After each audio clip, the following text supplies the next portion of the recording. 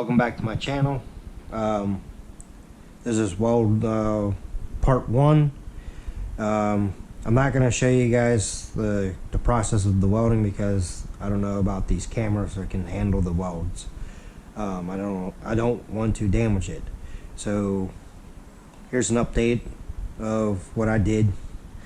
So I actually extended it just a little bit more than I wanted, but I actually wanted more because it's going to be 8 inches a little longer than I intended what I said from other previous videos. So I still added the hitch for the back because I'm planning on making a trailer for it if I have time. And I added the plate to this. I cut it in half and added this plate and extended. I took 2 tractors. The other tractor was a donor. It was called the LA 115, which it was great because the outside diameter of the frame's equal to the same diameter, the inside diameter of the GT262. It's gonna get. I'm only gonna do a short video of this. It's only gonna be like 2-3 minutes.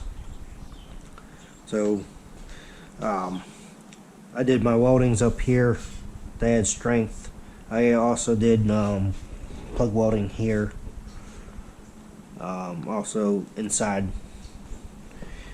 And since I'm going to school for welding, I wanted to get much practice as I can.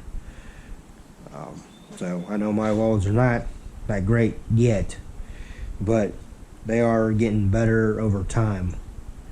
So one of my instructor, he was saying that he uses it when he welds. He whips with his MIG torch.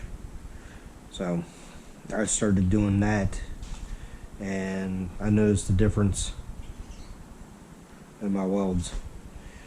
So the next welding is I'm going to do either the front or I'll do the back. I'm going to try to do a 4-link suspension back here. So I'm gonna cut right up here and over here too, so I can fit my axle here. So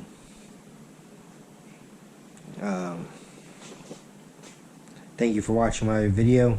Please subscribe if you like, and also if you like it.